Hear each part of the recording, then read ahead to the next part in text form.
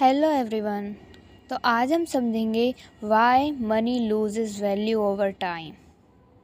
Imagine you had 100 rupees in 2000 and that same money 100 could buy you a full bag of groceries.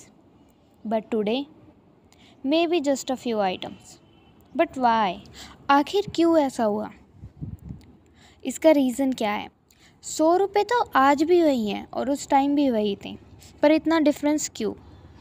तो चलिए जानते हैं ऐसा क्यों होता है। ऐसा होता है इन्फ्लेशन की वजह से। अब सवाल ये है कि इन्फ्लेशन क्या होता है। सो inflation is the rate at which the general level of prices for goods and services is rising which reduce the purchasing power of a currency. It means when inflation is high, a given amount of money buys fewer goods and services than it did before. अब सवाल है कि price increase क्यों होते हैं। First reason, more demand less supply.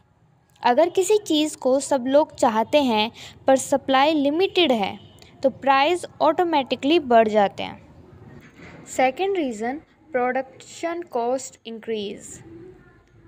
अगर petrol महंगा हुआ, ट्रांसपोर्ट महंगा हुआ और रॉ मटेरियल भी महंगा हुआ, फैक्ट्री का खर्च अगर बढ़ा और वही फैक्ट्री का बढ़ा हुआ खर्च दुकानों में आपका खर्च बन जाता है। मतलब अगर किसी चीज़ को बनाने वाली चीज़ें महंगी होंगी तो फाइनल प्रोडक्ट तो ऑटोमेटिकली महंगा ही होगा।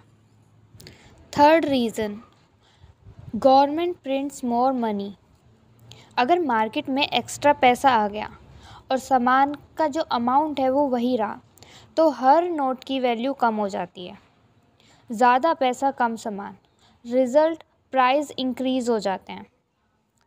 Fourth reason, population growth. More people, more consumption, more demand. Population बढ़ती है तो डिमांड भी बढ़ती है, क्योंकि ज़्यादा लोग होंगे तो जो चीज़ों का, मटेरियल का कंजप्शन होगा वो भी ज़्यादा होगा, और जब चीज़ों का कंजप्शन ज़्यादा होने लग जाएगा तो उनकी डिमांड बढ़ेगी, और अगर डिमांड बढ़ेगी तो प्राइस भी ऑब्वियसली इंक्रीज़ होगा। That's why 100 rupees today can buy fewer items then it could be 20 years ago. So money doesn't physically lose value, but what you can buy with that money reduce. That's why the value of money keeps dropping over time. Wants to know something cool? There is also time when price go down. That's called deflation. If you want a video on that, let me know.